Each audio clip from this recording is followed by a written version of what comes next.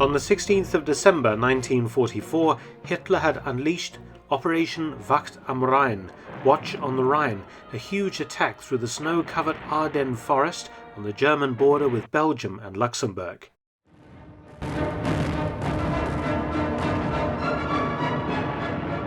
The massive attack fell on a very weakly held sector, the American front line, and came as a shock to the Allies, who thought that the Germans lacked the capabilities to launch any more offensives so late in the war.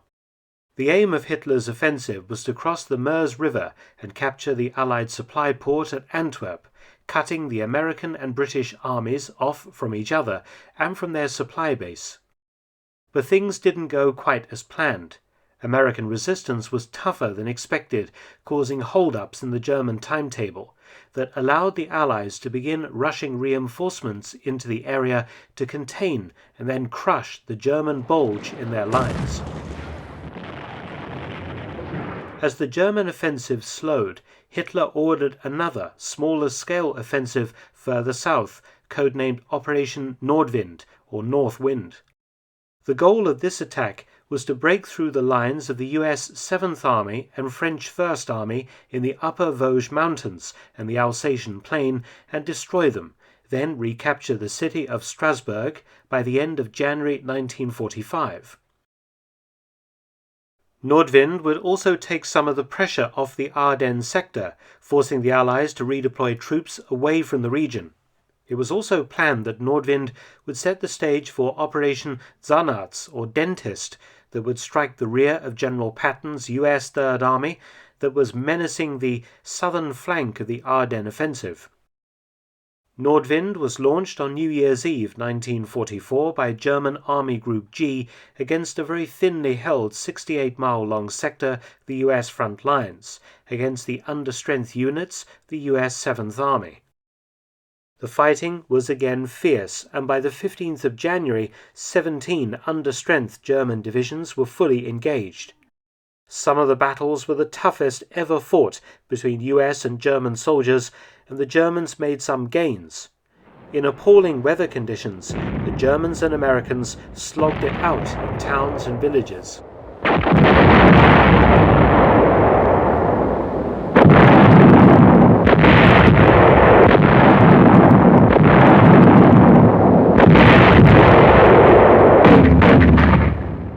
Some of the hardest fighting was at the town of Herrlisheim. On the 16th of January 1945, US forces began trying to reduce the German bulge around the town. The US 12th Armored Division sent in 3 task forces, one of which was based on the 43rd Tank Battalion. This task force, advancing on Herrlisheim across open fields, was hit by fire from 8 dug-in German anti-tank guns and some assault guns. The attack faltered with heavy losses, and the other 2 task forces were also repulsed by German small arms and mortar fire. The next day, the 12th Armored Division tried again. The US 17th Armored Infantry Battalion got into Herrlisheim, but was fought to a standstill by ever-growing numbers of Germans from the 553rd Volksgrenadier Division, numbering ultimately around 1,500 troops. By this stage, the 43rd Tank Battalion had 29 Sherman tanks remaining, and with engineers acting as improvised infantry, they attempted to support the advance of the 17th Armoured Infantry Battalion, but in the heavy and confused combat failed to make contact. German Panzerfaust were very effective in picking off the American tanks. Heavy German reinforcements were also on the way. On the morning of the 17th of January, SS Sturmbannführer Tetsch and his Panther Battalion from the 10th SS Panzer Division Fronsberg set off from the nearby town of Offendorf for Herrlisheim. But before reaching the town, US Shermans and anti-tank guns managed to knock out 4 Panthers and damage several more in foggy conditions. Tetsch's unit turned around and headed back to Offendorf. Battalion Adjutant SS Obersturmführer Bachmann took over 3rd Company, whose commander had been wounded in the fighting. Erwin Bachmann decided to reconnoitre the outskirts of Herrlisheim. Bachmann rode into the town on a motorcycle sidecar combination. He and his driver drove forward until they reached a road junction, stopped and dismounted. Moving on foot, Bachmann went alone along the road on the right, covering about 50 meters to a bend. As he reached the bend, American machine gun fire opened up. Beating a hasty retreat, Bachmann ran back to where they had left the motorcycle and grabbed a Panzerfaust anti-tank launcher from the sidecar. During his one-man reconnaissance, he had seen several Sherman tanks. Bachmann now ordered his driver to get back to German lines and bring up a platoon of Panther tanks. 2 Panthers, under the command of SS Unterscharführer Mühlbratt, would approach the edge of the town, while Bachmann was on his one-man mission inside Herrlisheim. Bachmann edged his way into the town, armed with his Panzerfaust. He had a good view over the main street. 2 Shermans were sat in the street. Taking careful aim from about 30 meters, Bachmann fired the Panzerfaust, knocking out 1 Sherman, which burst into flames. Bachmann now withdrew and jogged back to where the 2 Panthers waited. They shut off their purring Maybach engines, and a quick orders group was assembled, with Bachmann, Mühlbratt, and the other Panther commander. The Germans would charge into Herrlisheim and shoot up the Shermans that they had encountered, the Panthers covering each other as they advanced. Panther 1, under Mühlbratt, with Bachmann running alongside, armed only with his pistol, drove up the road on the left, while Panther 2 drove up the road on the right to engage the Americans first and distract them. When Panther 1 arrived at the road junction, it immediately engaged a Sherman, knocking out first 1 tank and then several more behind. Panther 2 fired to cover him. After several hectic minutes of battle, a white flag suddenly appeared.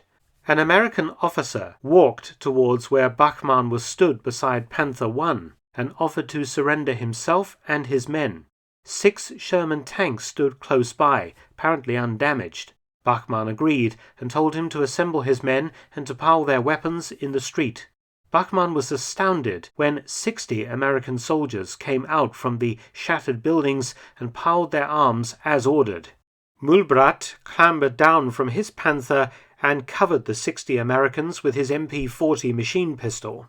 Bachmann was even more surprised when the American officer directed him to 20 German soldiers who had been taken prisoner by the Americans earlier in the battle for the town.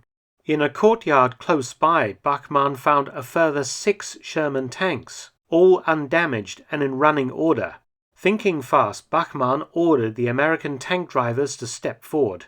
Next, rearming the liberated German soldiers with captured US weapons, he assigned a US driver and a German guard to each Sherman and ordered the tanks driven back to Offendorf, before radioing his battalion headquarters to expect a little gift: 12 intact Sherman tanks, fully fueled and armed. The battalion also sent in a couple of trucks to take out the remaining 48 American prisoners. Ever the optimist, Bachmann now resumed his advance, moving his 2 Panthers forward to the eastern edge of town, and another furious engagement with US Shermans. He knocked out 2 more American tanks that attempted to advance into Herrlisheim.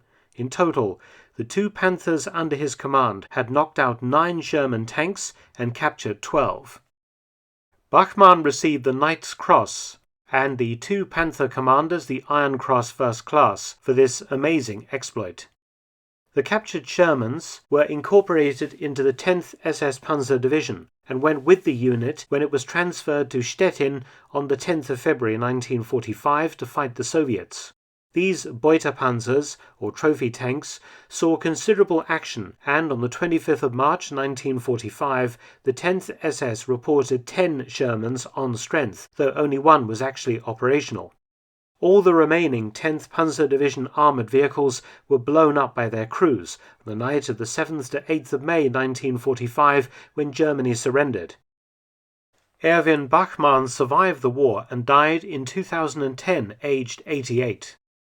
As for Operation Nordwind, like the Ardennes offensive, it was doomed to failure, and on the 25th of January 1945, the offensive was halted as Hitler's attention was now fully focused on trying to stem the massive Red Army offensive towards Berlin.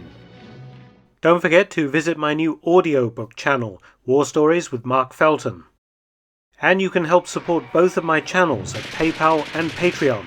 Details in the description box below.